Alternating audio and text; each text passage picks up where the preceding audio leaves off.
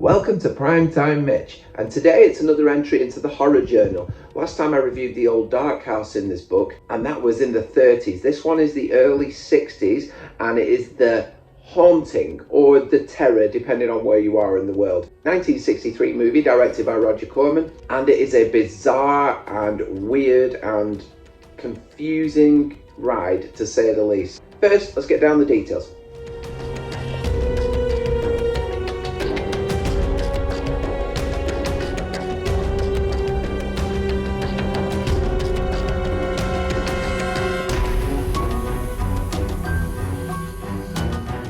Director Roger Corman is known for his sort of low-budget cult movies, very Poe-inspired, but he is famous for A Little Shop of Horrors. This was early Nicholson, so you can understand the casting, and also we've got Boris Karloff in there, in a role that took him just a couple of days to film, and though contrary, it feels like the movie did too.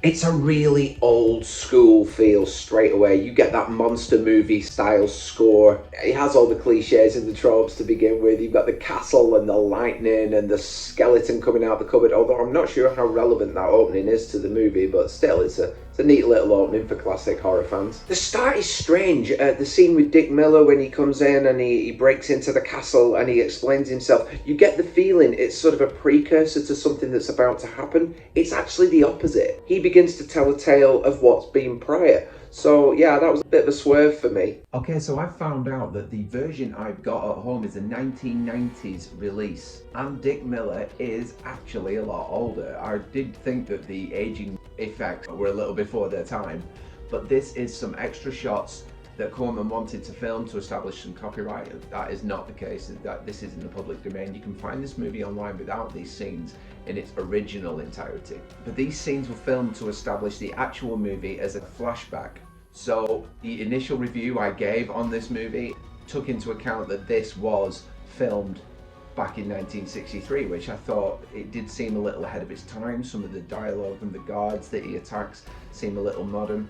The voice, the accent seems a little modern, and of course Dick Miller's a lot older. This was only for overseas release, apparently. That's probably why I've got this UK extended version. But I do think this gives the film a little bit of credibility, and it doesn't really whack up the rating in any way, but it's sort of nice to see a genuine scene from the future. Jack Nicholson plays Andre Duvalier, a soldier who has been separated from his regiment, and he's washed up, and he finds a mysterious woman on the beach who proceeds to disappear. He gets washed up in the waves and eventually is taken to a house where he's looked after by this old woman. She gives off witch vibes straight away. She's giving him some bizarre blue potion, and there's a crow in the background as well. You get the feeling straight away that she's doing some sorcery on the sly. Speaking of birds, and Boris Karloff, this is his second appearance with Jack Nicholson. He was in The Raven prior to this. This was sort of almost like a series of movies that were being produced. And it's worth mentioning, one of the series of uncredited directors is one Francis Ford Coppola, so nice bit of trivia. It's filmed in California apparently, but it's beautifully shot in terms of the colours and especially the castle scenes later on. Very classic. It's almost like how you imagine the black and white films to look if they were in colour. You would expect those dark purples. My partner mentioned that straight away while we were watching it. It has a very graphic death as well for a 60s and certainly an early 60s movie, is when the bird pecks out the eyes of Gustav and he falls down the cliff. It's such a bloody scene really for the early 60s to show, and they really make full use of the colour. There's a really good twist in this movie. Obviously I'm trying to make this as spoiler free as I possibly can, but there's going to be some. Look for it at the end, although I have read up that because this plot was so complicated and so confusing, and a lot of it was improvisation apparently. I've heard on the internet grapevine and doing some research that this twist was actually improvised.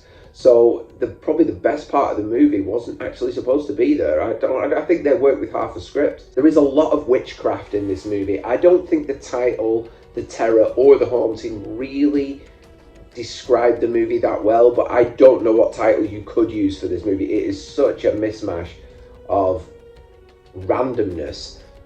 Leave it blank. Jack Nicholson is so young in this. He looks about 12, but he plays a solid character, though there's not a whole lot of dimensions to him. He just finds a lady on the beach who they suddenly fall in love. I don't really think there was a lot of basis for a love story there, other than initial attraction physically maybe. The DVD cover I have is very misleading. He almost looks Jack Torrance-esque on the front of this DVD cover. He is not like that in the movie. He really isn't. He plays a very sort of one-dimensional character, really. On the front cover, it looks like he's descending into madness again. Don't let the cover fool you. Favourite characters? I quite like Boris Karloff's character, the Baron, in this. I think he's very mysterious. He's got a great voice. You just want to listen to him for hours. He's just got such a fascinating tone, but I mean, this is the actor, really, not the character, but he does fit the character very well. If I was going to put a synopsis on this movie, it would be, oh dear God. Soldier gets lost and attempts to unravel a terrifying mystery. That's all I've got. Favourite quote from the movie? It's got to be this one. With all respect, Baron, for a ghost, she's a very active young woman. It's like a very Nicholson thing to say. It sort of stands out in that scene and stands out in the movie, really. Just sort of a sign of things to come for Jack Nicholson, I think. As a rating for this, I'm going to give it... It's not amazing by any means. I can't say I really would watch it again. I feel like I'm being unfair here, but I'm going to give it a 2.5. It's such a mess of a plot. They have made it up on the fly, and I think that that's why I can't put it any higher, because it's not really as well crafted. What I will give it credit for is making something out of nothing. I think Corman wrote that it very much like Little Shop of Horrors. This is a great example of making a movie from nothing. So I will give them credit for that, but me personally, it hasn't got that watch again factor for me. It's nice to see Jack Nicholson in an early role. It's nice to see Francis Coppola in the credits. Sort of as a history lesson in film, I think it's a necessity to watch this. It has some beautiful old school horror vibes about it, the look of the film. If I was going to give it a score on the look, it would be higher. It would probably be a 3.5 to a 4.